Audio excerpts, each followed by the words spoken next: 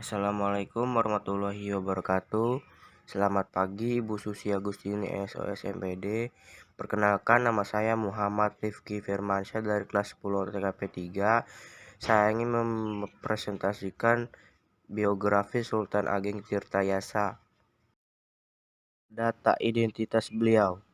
Sultan Ageng Tirtayasa atau bernama asli Abdul Fattah lahir di Banten pada tahun 1631.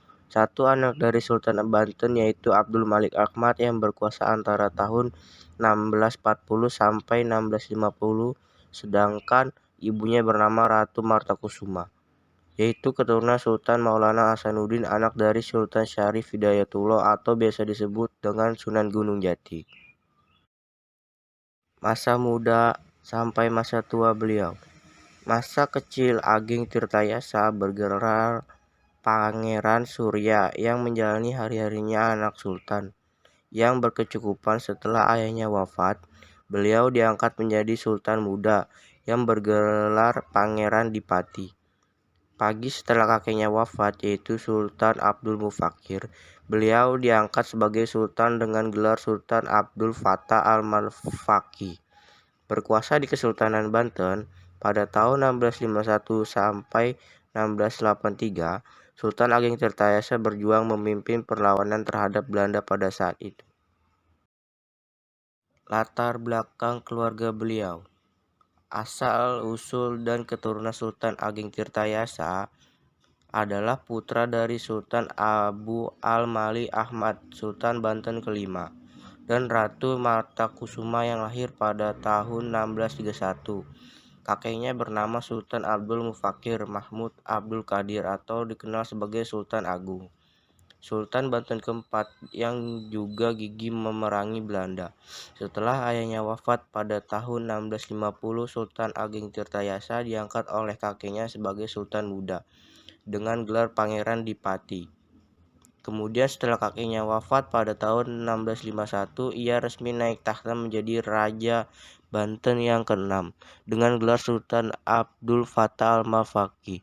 Dari istri-istrinya, Sultan Ageng Tirtayasa memiliki 18 orang anak. Putranya yang terkenal adalah Sultan Abdul Nasal Abdul Kahar atau Sultan Haji dan Pangeran Purabaya. Menjelang akhir pemerintahannya, Sultan Ageng Tirtayasa berselisih dengan Sultan Haji hingga memaksanya meninggalkan takhta dan mundur ke dusun Tirtayasa yang terletak di Kabupaten Serang. Nama Sultan Ageng Tirtayasa dikenal setelah berdirinya mendirikan keraton baru di tempat tersebut. Riwayat perjuangan dan karirnya. Sultan Ageng Tirtayasa adalah salah satu raja di Nusantara yang gigih menentang pendudukan VOC di Indonesia. Demi meneruskan perjuangan kakeknya, pada tahun 1652 Sultan Ageng Tirtayasa mengirimkan tentaranya untuk menyerang VOC di Jakarta. Sejak saat itu, pertempuran antara Banten dan Belanda terus terjadi, karena Banten terus-menerus melancarkan gerilya. Belanda berusaha membalas dengan memblokade pelabuhan-pelabuhan. Namun hal itu tidak menyurutkan semangat Sultan Ageng Tirtayasa untuk mengacaukan Belanda. Pada tahun 1655, VOC mengirim utusan ke Banten guna mendesak Sultan Ageng Tirtayasa untuk memperbarui perjanjian perdamaian pada tahun 1645. Sultan Ageng Tirtayasa dengan berani menolak pembaruan perjanjian dan bertekad menentang Belanda.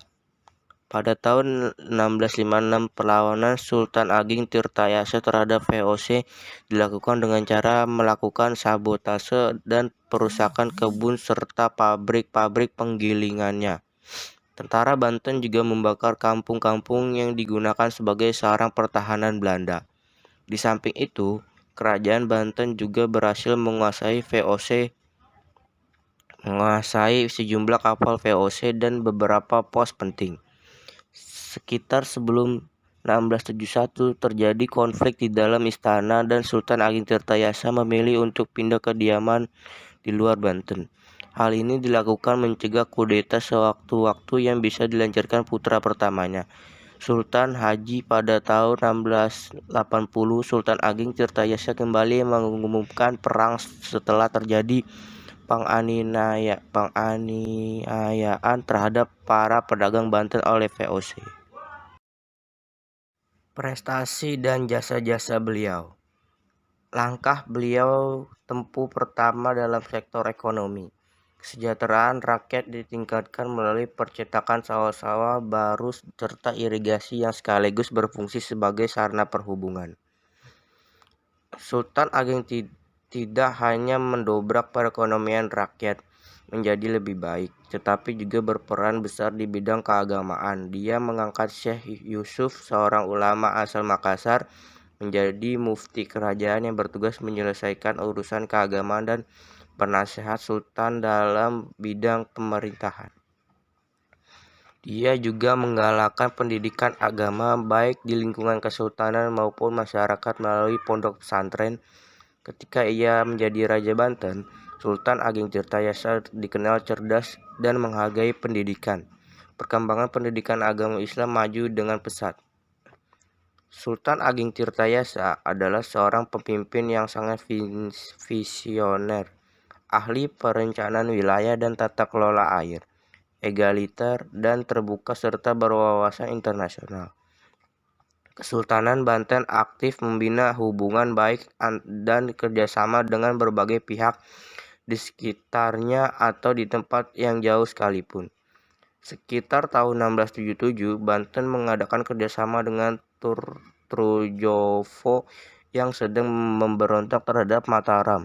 Tidak hanya itu, Banten juga menjalin hubungan baik dengan Makassar, Bangka, Cirebon, dan Indrapur. Wafatnya beliau. Pada tahun 1683, Sultan Ageng tertangkap dan dipenjarakan di Batavia. Ia meninggal dunia dalam penjara dan dimakamkan di komplek pemakaman Raja-Raja Banten di sebelah utara Masjid Agung Banten, Banten Lama. Penghargaan untuk beliau. Atas jasa-jasanya pada negara, Sultan Ageng Tirtayasa diberi gelar Pahlawan Nasional berdasarkan SK Presiden Republik Indonesia nomor 045 TK tahun 1970. Pada 1 Agustus 1970, nama Sultan Ageng Tirtayasa juga kemudian diabadikan menjadi nama salah satu perguruan tinggi negeri di Banten, yaitu bernama Universitas Sultan Ageng Tirtayasa. Values atau nilai-nilai yang berharga dari seorang beliau.